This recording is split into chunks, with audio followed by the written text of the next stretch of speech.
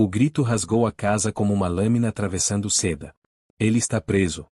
A empregada não percebeu quando sua própria voz subiu para um tom que ela nunca tinha usado antes.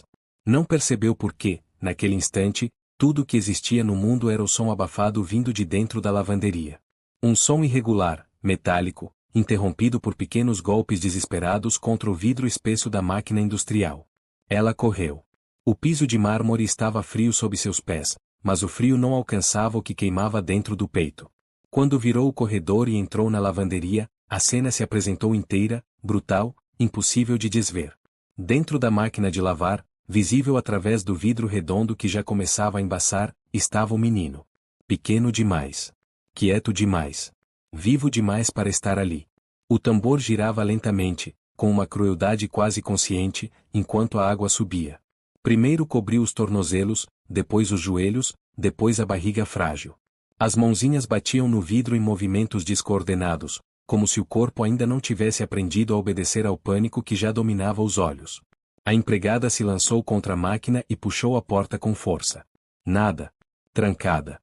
A trava de segurança havia sido acionada no momento em que o ciclo começou.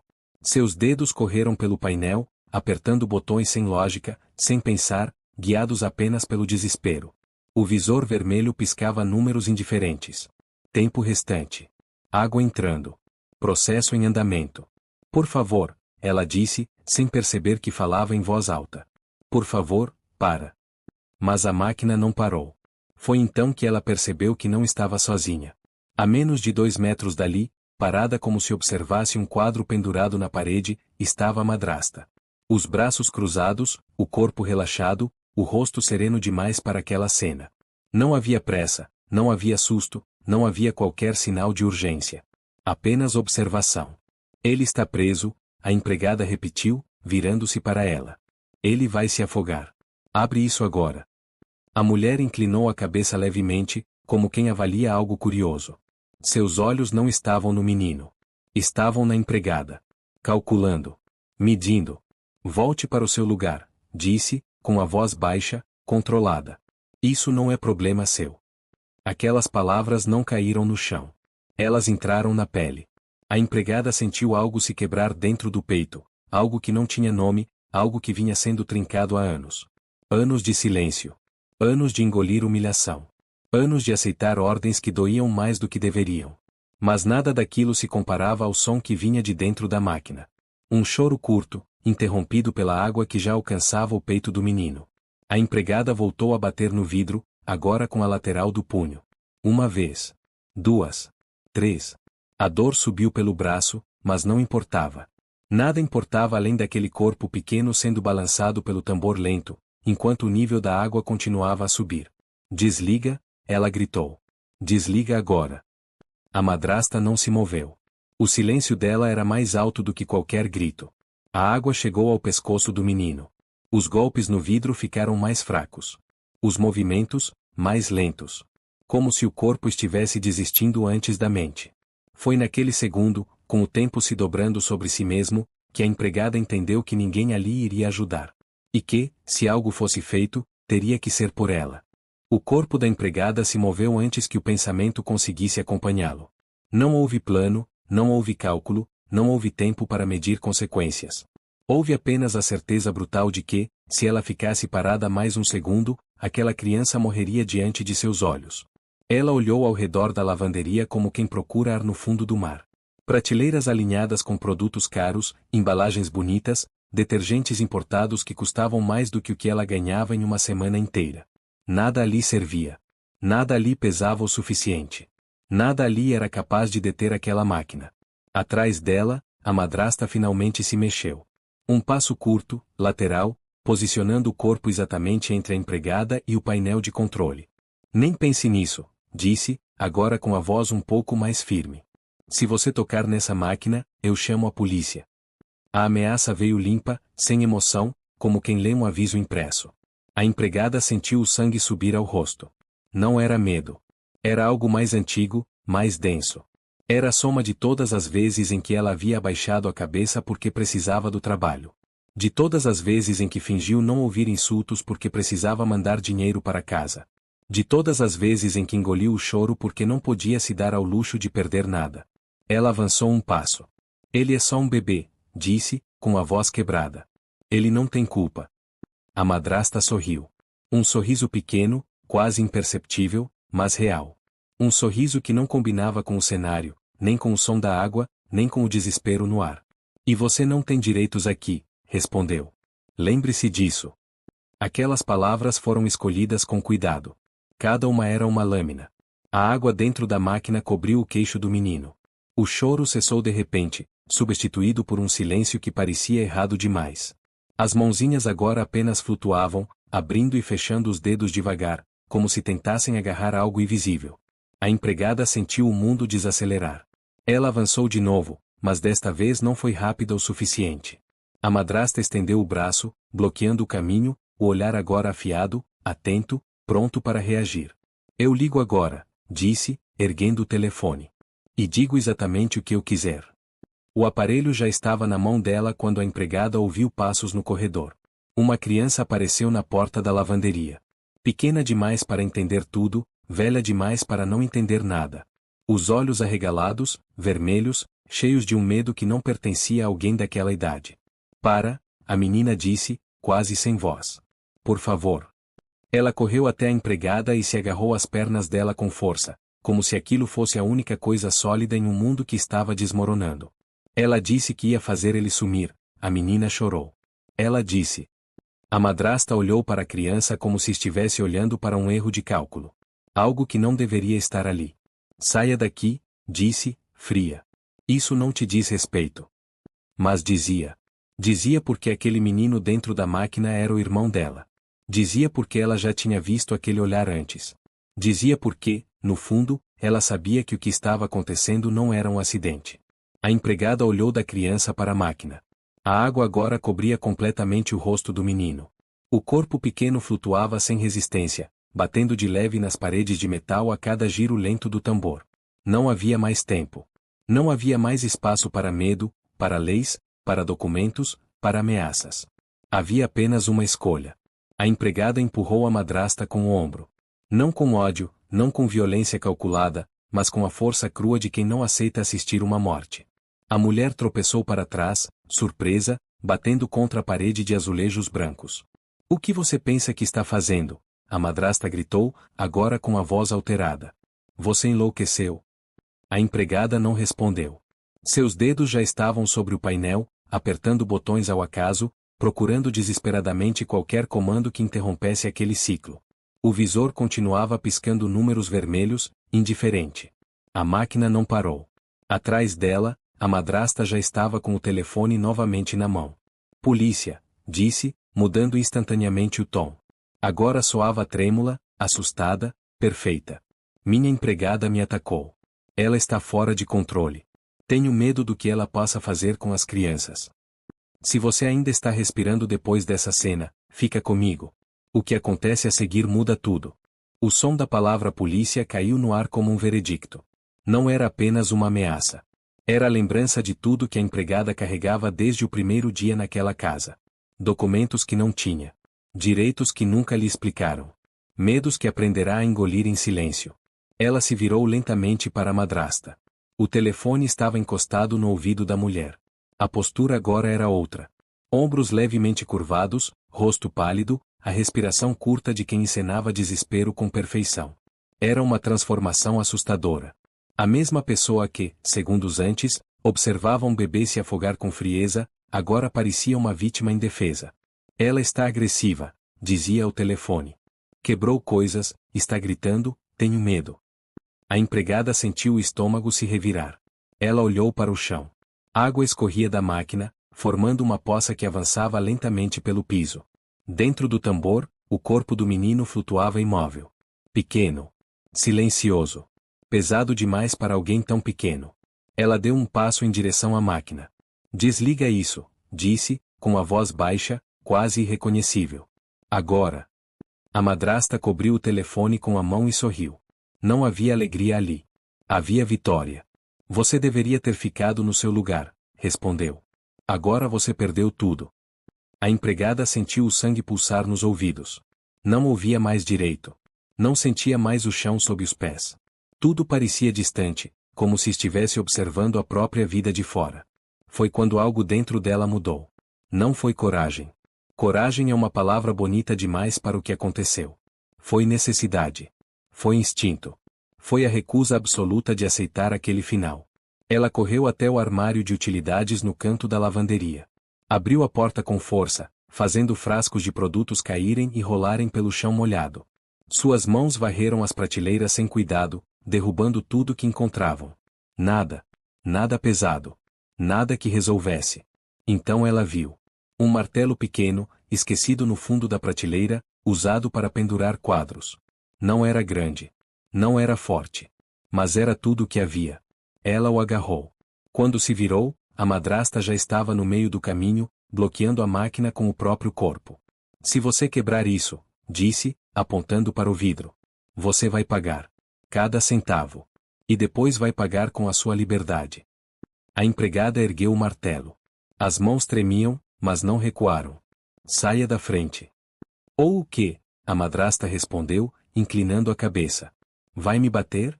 Vai piorar a sua situação? A polícia já está vindo. Você ouviu. Eles vão acreditar em quem, você acha? A empregada olhou para dentro da máquina. O menino não se mexia mais. O rosto submerso. Os lábios entreabertos. O corpo pequeno batendo suavemente contra o metal, como um objeto esquecido. Algo se rompeu de vez. Ela avançou. A madrasta tentou segurar o braço dela, mas foi tarde. A empregada girou o corpo e desceu o martelo contra o vidro com toda a força que ainda tinha. O impacto ecoou pela lavanderia. O vidro não quebrou, mas uma fissura fina surgiu no canto superior, se espalhando lentamente como uma teia. A madrasta gritou. Pela primeira vez, não havia controle na voz. Havia pânico. Para, ela disse. Você não sabe o que está fazendo. A empregada levantou o martelo de novo. E bateu outra vez. O segundo golpe não quebrou o vidro, mas fez o som mudar. Já não era o impacto seco de antes. Era um estalo abafado, profundo, como algo cedendo por dentro.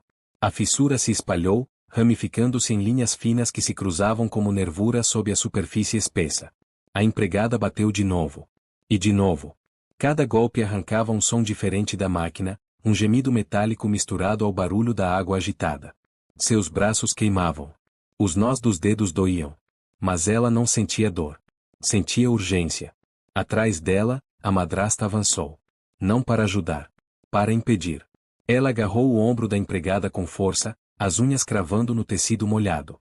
A empregada se desvencilhou com um movimento brusco, girando o corpo e empurrando a mulher para o lado com o quadril. A madrasta quase caiu, mas se apoiou na parede, os olhos agora arregalados. Você enlouqueceu, gritou. Você vai matar ele de vez. A mentira saiu fácil. Treinada. A empregada ignorou. Ergueu o martelo mais uma vez e desceu com tudo. As fissuras se multiplicaram, se aprofundaram, formando um desenho caótico que cobria quase todo o vidro. Na sexta batida, o vidro cedeu.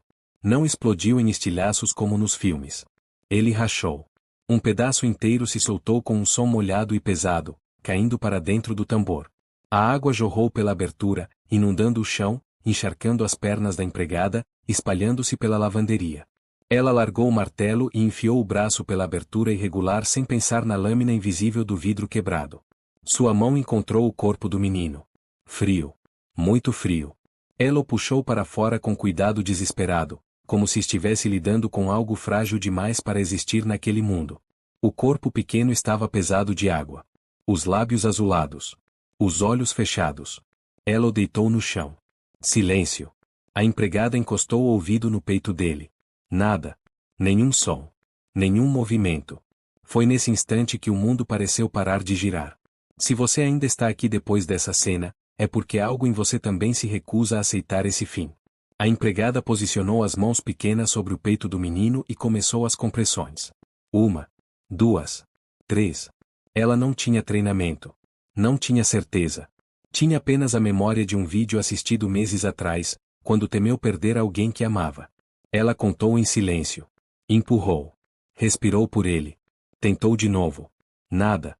O corpo continuava imóvel. A madrasta observava de longe, encostada na parede, os braços cruzados novamente.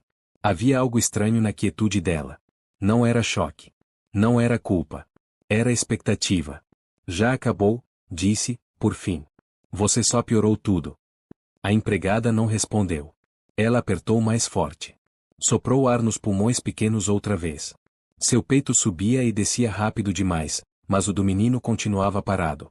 Ela sentiu a garganta fechar. Acorda, sussurrou. Por favor. Atrás dela, passos ecoaram pelo corredor. Vozes masculinas. O som de um rádio. A polícia havia chegado. O tempo tinha acabado. As vozes no corredor se aproximavam, misturadas ao som pesado de passos apressados sobre o mármore. A empregada ouviu o estalo metálico de equipamentos, o murmúrio de ordens curtas, o tipo de linguagem que não deixava espaço para explicações longas. O mundo exterior invadia a lavanderia, mas ali dentro o tempo parecia suspenso. Ela continuou. As mãos pressionavam o peito do menino em um ritmo que já não seguia contagem alguma. Era quase uma súplica física, como se pudesse empurrar a vida de volta para dentro daquele corpo pequeno à força. Seus braços tremiam. O suor se misturava à água que ainda escorria da máquina quebrada. Sangue dos seus próprios dedos abertos manchava o piso. Acorda, ela disse de novo, agora sem perceber que falava alto. Acorda, por favor. A madrasta se endireitou quando os policiais apareceram à porta da lavanderia. O rosto mudou em segundos. Os ombros caíram, os olhos se encheram de algo que parecia medo. Ela avançou 2 passos, cuidadosa para não escorregar na água espalhada. Graças a Deus vocês chegaram, disse, com a voz trêmula. Essa mulher perdeu o controle. Ela atacou a máquina, destruiu tudo. Eu tentei impedir. O policial mais velho observava a cena em silêncio. A máquina quebrada. O vidro rachado. A água no chão. A empregada ajoelhada, coberta de sangue e segurando um bebê imóvel. Tudo ali parecia confirmar exatamente o que a madrasta dizia. Senhora, ele falou, dirigindo-se à empregada. Preciso que coloque a criança no chão e levante as mãos. Ela não se mexeu. Ele não está respirando, disse, sem tirar os olhos do menino. Ela não desligou. Ela ficou olhando. O policial deu um passo à frente, a mão próxima ao cinto. Coloque a criança no chão agora. Antes que a empregada pudesse responder, uma voz fina cortou o ar. É mentira. A menina avançou para o meio da lavanderia. O rosto ainda molhado de lágrimas, mas os olhos firmes demais para alguém tão pequeno. Ela apontou diretamente para a madrasta. Ela colocou meu irmão na máquina. Ela ligou. Ela não quis parar. O silêncio que se seguiu foi pesado. A madrasta soltou uma risada curta, ensaiada. Ela está confusa, disse. A mãe dela morreu há pouco tempo. Ela inventa coisas quando fica nervosa. O policial olhou da mulher elegante para a criança descalça, depois para a empregada ainda ajoelhada no chão. A dúvida passou pelo rosto dele como uma sombra. Foi nesse momento que o menino tossiu. Um som fraco, molhado, quase imperceptível. Mas real. A empregada sentiu o corpo inteiro tremer. Água escorreu da boca do menino, seguida por outro espasmo, depois um choro curto, engasgado, mas vivo. Os olhos se abriram, perdidos, procurando ar.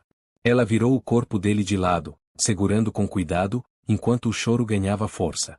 O som mais bonito que já tinha ouvido na vida. Ele está vivo, alguém disse atrás. A madrasta recuou um passo. Apenas um. Mas foi o suficiente para quebrar a imagem perfeita que ela vinha sustentando até ali. Se você chegou até aqui, escreve nos comentários. Você acredita que a verdade sempre aparece ou nem sempre? O choro do menino encheu a lavanderia de um som que parecia impossível segundos antes. Era fraco, irregular, mas real. Cada inspiração vinha como uma vitória arrancada à força. A empregada o apertou contra o peito por um instante, sentindo o movimento pequeno, sentindo o calor voltar aos poucos, como se a vida estivesse reaprendendo a ocupar aquele corpo. A madrasta observava em silêncio. Não havia alívio em seu rosto. Não havia choque. Havia cálculo. Os olhos se moviam rápido demais, como quem reorganiza uma história antes que alguém termine de contá-la por outro caminho. Viu? Disse ela, quebrando o silêncio. Ele está bem. Tudo isso foi exagero. O policial mais velho não respondeu de imediato. Seu olhar percorreu novamente a cena. O vidro quebrado. O martelo no chão. A água ainda escorrendo.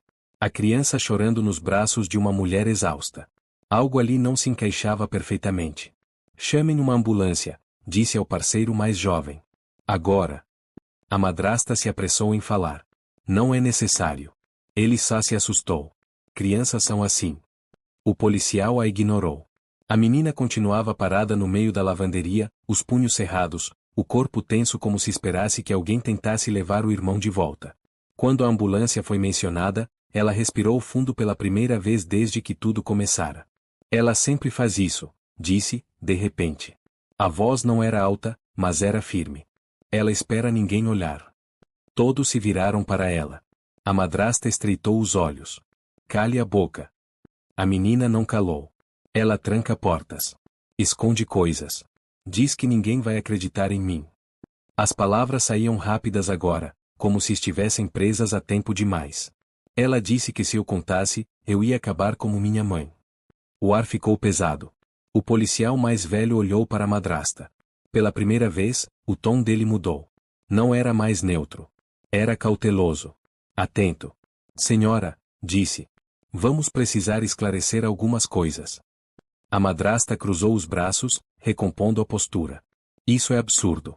Essa criança está traumatizada. Qualquer psicólogo vai dizer. Foi então que a menina ergueu o dedo e apontou para o canto da lavanderia.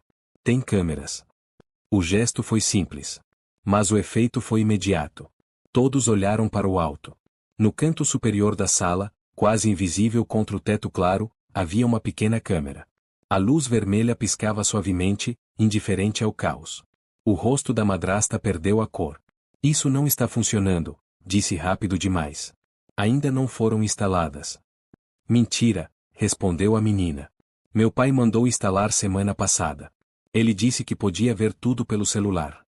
O policial já estava com o rádio na mão. Confirme isso, ordenou. A madrasta deu um passo para trás. Depois outro. As mãos tremiam agora, apesar do esforço para manter a compostura. Se tudo o que você ouviu até agora fosse mentira, o que essas câmeras estariam prestes a mostrar? O silêncio que se formou depois da palavra câmeras foi diferente de todos os outros. Não era carregado de medo nem de urgência. Era um silêncio de espera. Como se todos soubessem que algo definitivo estava prestes a acontecer, algo que não poderia ser desfeito. O policial mais velho levou o rádio até a boca, pediu confirmação, depois abaixou o braço lentamente. Seus olhos não se desviaram da madrasta. O acesso está disponível, disse. O marido da senhora pode liberar as imagens remotamente. A madrasta balançou a cabeça, rindo sem humor. Isso é ridículo. Vocês vão perder tempo com invenções de uma criança? Ninguém respondeu. O celular do policial vibrou. Uma única notificação. Ele tocou na tela, e o brilho iluminou seu rosto cansado. Por alguns segundos, ninguém falou nada. Apenas observaram enquanto seus olhos percorriam imagens que só ele via. O que quer que estivesse ali mudou tudo. A expressão dele se fechou. O maxilar se contraiu. Ele virou o telefone lentamente e o ergueu na direção da madrasta. Quer explicar isso? Ela olhou. E naquele instante, toda a estrutura que sustentava aquela mulher desabou. Não houve grito imediato, nem defesa inteligente. Houve um segundo de vazio absoluto, como se o cérebro tivesse falhado ao perceber que não havia mais saída. As imagens mostravam tudo. O momento em que ela pegou o menino no colo. O colocou dentro da máquina. Fechou a porta. Girou o seletor. Cruzou os braços. Esperou. Mostravam a empregada entrando em pânico. Implorando. Batendo no vidro. Sendo ameaçada. Mostravam a verdade inteira, sem edição, sem interpretação. Eu posso explicar, a madrasta disse, finalmente. A voz saiu fina, instável. Não era para chegar a esse ponto. Não era para chegar a ponto nenhum, respondeu o policial. Isso é tentativa de homicídio. Ela recuou, batendo as costas na parede. Vocês não entendem. Eu só queria ensinar uma lição. Ele chorava demais. Ninguém dormia. A empregada apertou o menino contra o peito. A menina deu um passo à frente. Ele é um bebê. O policial guardou o telefone e tirou as algemas do cinto. Vire-se, ordenou. A madrasta tentou resistir. Gritou nomes. Ameaçou processos. Dinheiro. Poder. Tudo que sempre funcionara. Nada funcionou. O clique das algemas ecoou pela lavanderia como um ponto final.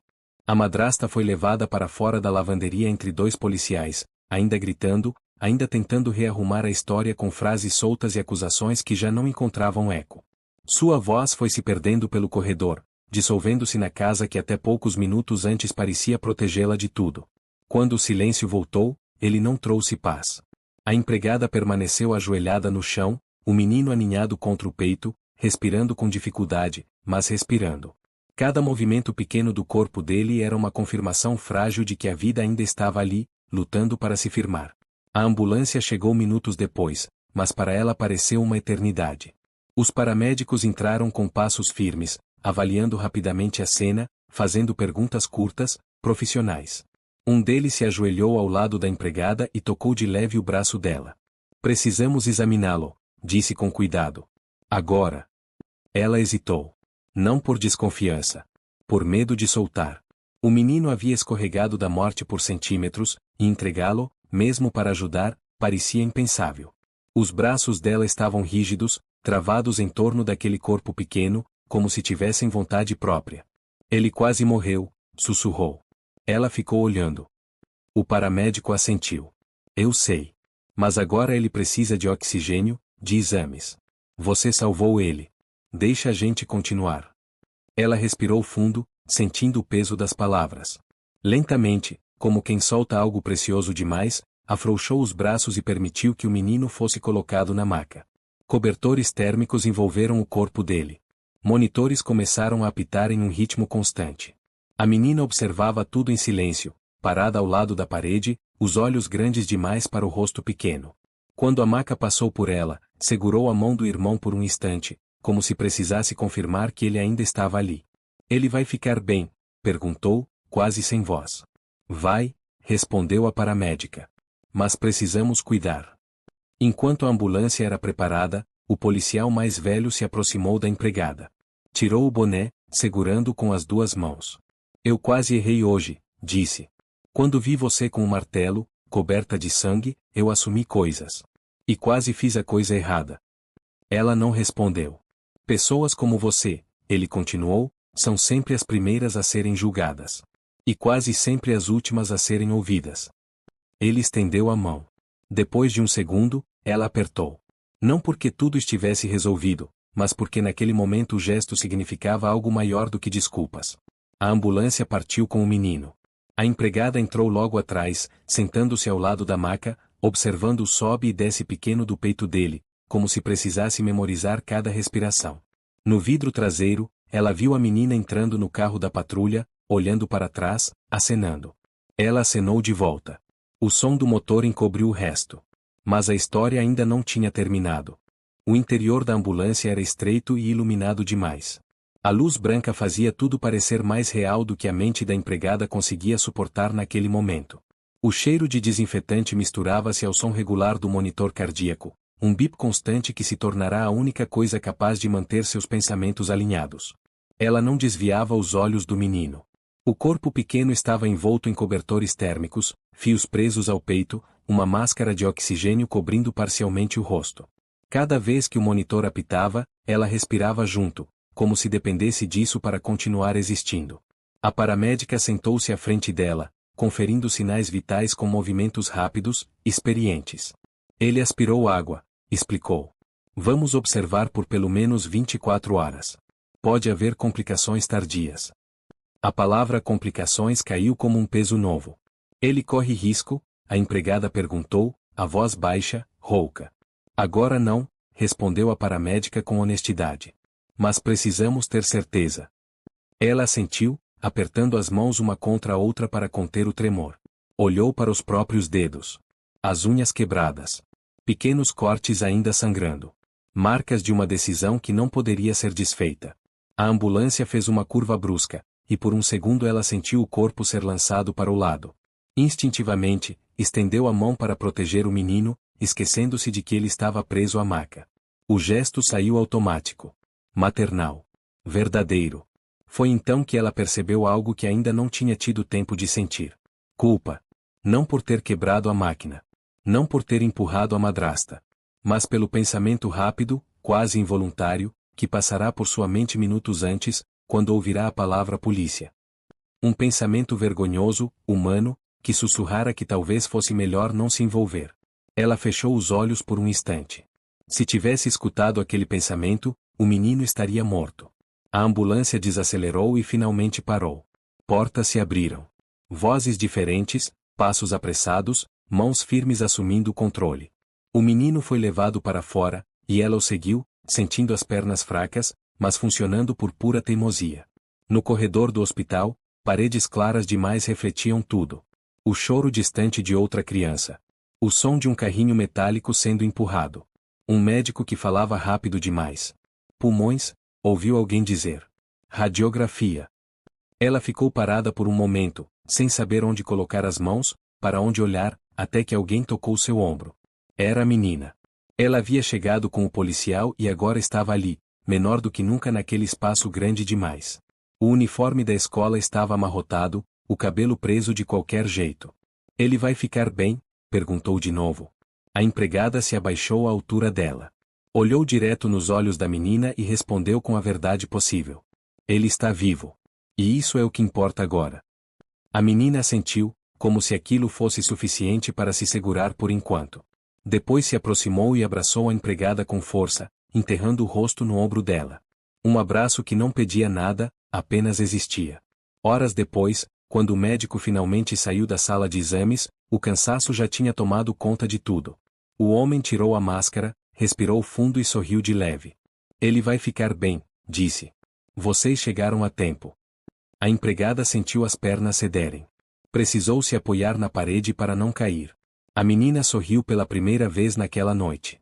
Mas enquanto a vida seguia em frente naquele hospital, em outro lugar, alguém aguardava em silêncio, planejando o próximo movimento. Porque nem toda queda é o fim.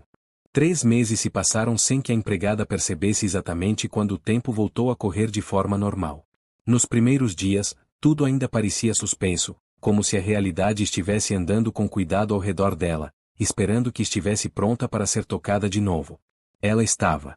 Naquela manhã, a cozinha da casa estava silenciosa, banhada por uma luz suave que entrava pelas janelas altas. Não havia pressa. Não havia tensão escondida nos cantos. Apenas o som de uma cafeteira funcionando e o cheiro de pão aquecido espalhando-se pelo ar. O menino agora andava. Cambaleava, tropeçava, ria de si mesmo e seguia em frente com a teimosia típica de quem acabou de descobrir que o mundo é maior do que imaginava. Ele atravessou a cozinha com os braços estendidos e caiu contra as pernas da empregada, que o pegou no colo com um sorriso que ainda lhe parecia novo demais para ser real. A menina entrou logo depois, mochila nas costas, cabelo preso, os olhos diferentes. Ainda havia sombras ali, memórias que não desapareceriam de uma hora para outra, mas agora havia algo que antes não existia: segurança. O pai das crianças havia mudado. Não em palavras bonitas, mas em gestos simples. Presença. Tempo. Atenção. A casa já não era um território de silêncio pesado, e sim um lugar onde perguntas podiam ser feitas sem medo. A empregada também havia mudado. Não usava mais o avental branco que a tornava invisível. Não abaixava mais os olhos ao falar. Não media cada palavra com receio de dizer algo errado. Ela permanecerá na casa, agora por escolha, não por necessidade. E coragem, descobriu, não é algo que se usa uma vez e depois se guarda. É algo que muda a forma como se anda pelo mundo. Quanto à madrasta, aguardava julgamento. As imagens das câmeras tinham dito tudo o que precisava ser dito. Nenhuma versão alternativa sobrevive quando a verdade é registrada sem cortes, sem edições, sem máscaras. A empregada não pensava nela. Pensava no que havia aprendido. Que fazer a coisa certa não garante proteção. Não garante recompensa. Não garante aplausos. Mas garante algo mais raro: a capacidade de olhar para si mesma sem desviar o olhar. Naquela tarde, enquanto observava o menino brincar no chão e a menina fazer a lição de casa à mesa, ela entendeu que não havia salvado apenas uma vida. Havia interrompido um ciclo. E ciclos interrompidos criam futuros diferentes. Se você ficou até aqui, é porque sentiu essa história em algum lugar profundo. Histórias assim não são fáceis, mas precisam ser contadas, porque em algum lugar alguém também está diante de uma escolha impossível. E talvez, ao ouvir isso, essa pessoa encontre a coragem que precisa. Se quiser continuar acompanhando histórias como essa, há outro vídeo esperando por você aqui no canal. Outra vida. Outro momento decisivo. Outra chance de lembrar que humanidade ainda existe. Obrigado por ficar até o fim.